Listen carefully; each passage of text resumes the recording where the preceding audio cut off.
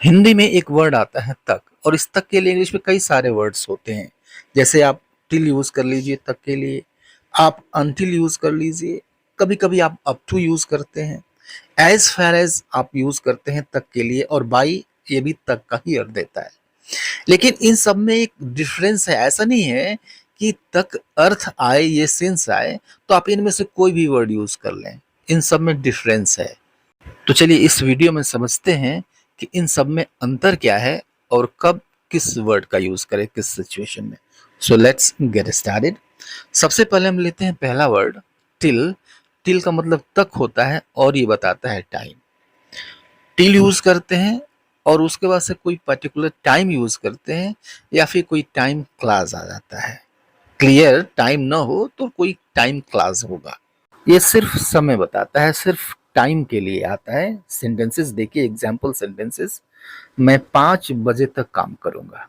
एक चीज समझिए कि अगर कोई काम कभी शुरू होने का समय ना हो, ठीक है, लेकिन सेंस से पता चलता है कि कोई काम कभी शुरू हुई और किसी समय तक चलेगी, ठीक है, किसी समय तक निश्चित रूप से चलेगी, वहां पे ये टिल यूज होता है सिर्फ टाइम के लिए, समय के लिए। जैसे मैं 5 बजे तक काम करूंगा, ठीक है, अब इससे ये पता चल रहा है कि 5 बजे से पहले उसने कभी शुरू किया और यह जो काम है वो 5 बजे तक चलेगा, ठीक है। तक वो अंतिम टाइम पॉइंट है, 5 बजे तक। अब यहाँ पे टिल आएगा क्योंकि टाइम बता रहा है और ये काम कभी शुरू हुआ, ये सेंस इस सेंटेंस से आ रहा है। अब यहाँ पे इस तक के लिए, यहाँ पे इस तक के लिए हम टिल यूज करेंगे। देखिए, कहेंगे इसको I will work till 5 o'clock। I will work, मैं काम करूंगा, टिल 5 o'clock, 5 बजे तक, ठीक है। 5 बजे तक मैं काम कर लूंगा, बस उतने ही समय तक मैं काम करूंगा, ठीक है। कभी शुरू किया था, ये भी सेंस दे रहा है। अब ये दूसरा सेंटेंस देखिए, यहाँ भी वही कंडीशन है कि मेरे आने तक यहाँ इंतजार करो, ठीक है। मेरे आने तक मेरा इंतजार करो। अब देखो मैं चला जाऊंगा, वहां से उसका इंतजार शुरू हो जाएगा, ये तो क्लियर है ना। और फिर ये इंतजार चलेगा, मेरे आने तक ये चलेगा, यानी काम कभी शुरू होगा और फिर जब मैं आ जाऊंगा फिर ये काम खत्म हो जाएगा। सेंस आ रहा है ना। तो अगर इस तरह का सेंस हो तक, फिर आप टिल यूज करिए। वेट हियर टिल आई कम। अब यहाँ पे टाइम क्लास आ गया, टिल आई कम। कोई क्लियर टाइम तो नहीं आया, लेकिन क्लास आया, time class, till I come. And जब तक मैं आता हूं तब तक इंतजार करो, या फिर मेरे आने तक इंतजार करो, तक, ठीक है। वेट हियर टिल आई कम। एक तीसरा भी एग्जाम्पल देख लो कि कल देर रात तक बारिश हुई, ठीक है। कल देर रात तक बारिश हुई, सिंस यहां भी वही चीज है, बारिश कभी शुरू हुई और काफी देर रात तक हुई, ठीक है ना। तो इट रेंड, बारिश हुई, it rained till late last night. It rain till late last night, कल देर रात तक बारिश हुई, ठीक है। लेकिन अब ये एक सेंटेंस है कि मैं मंडे तक वापस आ जाऊंगा। यहाँ पे भी तक आया, तो क्या इस तक के लिए हम टिल यूज कर लें? मैंने पीछे बताया कि काम शुरू होने का भी सेंस पहले आता है, ठीक है, और किसी पॉइंट तक, किसी पॉइंट ऑफ टाइम तक होता है, किसी समय बिंदु तक होता है, वहां पे टिल आता है। तो क्या इस तरह का ये सेंस दे रहा है मैं मंडे तक वापस आऊंगा? यहाँ पे एक ही काम होगा, मंडे तक। ऐसा नहीं है कि वह आना कभी शुरू करेगा और मंडे तक आता रहेगा, ऐसा नहीं है। तो यहाँ पे टिल यूज करना गलत होगा, ये सेंटेंस गलत है। I will be back till Monday, sense ही नहीं बन रहा है इसका, बड़ा उटपटांग सेंस बन रहा है। I will back till Monday, Monday तक मैं वापस आ जाऊंगा, तो ये गलत सेंटेंस है। सही करेंगे तो यहाँ पे बाय यूज करेंगे। इस कंडीशन में बाय यूज होता है कि आई will be back by Monday, मैं मंडे तक वापस आ जाऊंगा, ठीक है। इस कंडीशन में बाय यूज होता है। अब ये दूसरा वर्ड देखिए, अनटिल। तो अनटिल और टिल, ये दोनों एक ही तरह के वर्ड्स हैं, एक ही तरह से यूज होते हैं, एक ही कंडीशन में यूज होते हैं और एक ही अर्थ भी देते हैं। अंतर थोड़ा सा इसमें ये है कि कैजुअल इंग्लिश में ये टिल चलता है, चल जाता है। अनटिल का यूज हम फॉर्मल इंग्लिश में करते हैं, ऑफिशियल इंग्लिश में करते हैं, ठीक है। सिर्फ इतना अंतर है, यह भी टाइम ही बताता है। तो जैसे मैं यहाँ सोमवार तक रहूंगा, ठीक है, यहाँ भी चीज वही है, मैं यहाँ सोमवार तक रहूंगा, यानी सोमवार से पहले मैंने वहां पे कभी रहना शुरू किया और ठहरने का मेरा प्लान है सोमवार तक। बाय टिल वाला अर्थ ये है। तो इसको हम कह सकते हैं आई will be here till Monday या फिर अनटिल मंडे।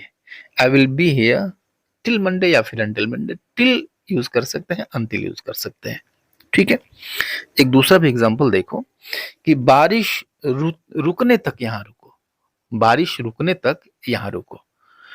तो अब देखिए बारिश रुकने तक यहाँ रुको, यानी मैं वहां रुका हुआ हूं।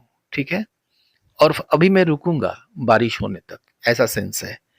टिल वाला सेंस है। तो कहेंगे इसको wait here till the rain stops या फिर until the rain stops. Wait here until the rain stops. ठीक है, क्लियर है। तो टिल यूज करिए, अनटिल यूज करिए, अंतर नहीं है। अब तीसरा वर्ड देखिए, तीसरा वर्ड था up to. Right, up to इसका भी मतलब तक होता है। तो एक चीज समझिए कि यह समय बताता है। जहां पे टाइम यूज करना हो, टाइम के लिए भी यूज होता है। ठीक है। यह मात्रा यानी क्वांटिटी भी बताता है। सबका एक एग्जांपल हम देखेंगे। क्वांटिटी भी बताएगा, यह लिमिट भी बताएगा यानी सीमा भी बताएगा। और किसी चीज की मैक्सिमम मात्रा, जो मैक्सिमम मात्रा है वो भी बताएगा अधिकतम। ठीक है। जैसे ये देखिए टाइम बताएगा, दुकान रात 10 बजे तक खुली रहती है। ठीक है। तो दुकान रात 10 बजे तक खुली रहती है, समय बता रहा है। अंतिम जो टाइम है वहां तक की चर्चा हो रही है। The shop is open up to 10 PM। ठीक है, सही है, अप टू 10 PM समय के लिए आया। तो अप टू यूज हो ही सकता है, टिल भी यूज हो सकता है, अनटिल भी यूज हो सकता है। The shop is open till 10 PM एकदम सही है। The shop is open until 10 PM बिल्कुल सही है। अब देखिए क्वांटिटी कैसे बताता है। क्वांटिटी के लिए अप टू आएगा, वो टिल अंटिल नहीं आएगा। ठीक है। इस इस हॉल में 50 लोग तक बैठ बैठ सकते हैं, 50 लोग तक। ठीक है। क्वांटिटी की बात हो रही है, नंबर की बात हो रही है। क्वांटिटी ने नंबर की बात हो रही है। तो इस हॉल में 50 लोग तक बैठ सकते हैं। राइट, अधिकतम, अधिकतम वाला सेंस है ये। 50 लोग तक, उससे ज्यादा नहीं। ठीक है। This room can accommodate up to 50 people. अब यहाँ पे टिल या अनटिल नहीं आएगा, क्योंकि यहाँ पे टाइम की बात नहीं हो रही है, यहाँ पे नंबर की बात हो रही है। This hall can accommodate up to 50 people. ठीक है। मात्रा ये बताता है, लिमिट या सीमा भी बताता है। अब सीमा कैसे आएगा? पानी मेरे घुटन तक आ गया। ठीक है ना। लिमिट क्या थी? घुटनों तक, यहां तक आ गया। पानी मेरे घुटनों तक आ गया, तक यहां भी आया। इसको अप टू बताएगा, इसको टिल या अनटिल नहीं बताएंगे। The water came up to my knees. The water came up to my knees. ठीक है। ये अधिकतम जो मैक्सिमम क्वांटिटी है उसको ही बताएगा। जैसे मैं तुम्हें इसके लिए 10 लाख तक देख सकता हूं। 10 लाख तक यानी वो अंतिम है, वहां तक मैं चढ़ जाऊंगा, वो मैक्सिमम है। मैं तुम्हें इसके लिए 10 लाख तक दे सकता हूं। तो इस तक के लिए भी अप टू आएगा। I can offer you up to 10 lakh only. I can offer you up to 10 lakh rupees. 10 lakh rupees. ठीक है। तो ये सारी चीजें अप टू बताता है। तो टाइम के लिए तो एक्सचेंज हो सकता है टिल या अनटिल से, बाकी चीजों के लिए ये टिल या अनटिल से एक्सचेंज नहीं हो सकता। ठीक है। फोर्थ देखिए, as far as. As far as, अब इसका भी मतलब तक होता है, लेकिन ये टाइम के मामले में नहीं है। टाइम नहीं बताता है, टाइम के संबंध में इसका यूज मत करिए। इसको डिस्टेंस के संबंध में यूज करिए, दूरी के संबंध में यूज करिए, या फिर किसी सीमा तक, किसी लिमिट तक, इसके लिए आप यूज करिए। देखो आप एग्जाम्पल सेंटेंसेस देखो कि मैं स्टेशन तक पैदल गया। मैं स्टेशन तक पैदल गया। ठीक है। स्टेशन तक, कहीं से चलना शुरू किया और फिर स्टेशन तक गया। राइट। टाइम वाली बात नहीं, ये डिस्टेंस वाली बात है, दूरी वाली बात है। दूरी में बता रहा हूँ कितना मैं पैदल चला। ठीक है। तो I walked as far as the station. I walked, मैं पैदल चला, as far as the station, मैं स्टेशन तक पैदल गया, पैदल चला। ठीक है, क्लियर है, दूरी की बात हो रही है। जहां तक मुझे पता है इस तरह के सेंटेंसेस आपको देखने को मिलते हैं, शुरू होते हैं इस फ्रेज से, फिर आगे का सेंटेंस होता है जहां तक मुझे पता है वह सच नहीं बोल रहा है। ठीक है, तो जहां तक मुझे पता है ये लिमिट बता रहा है।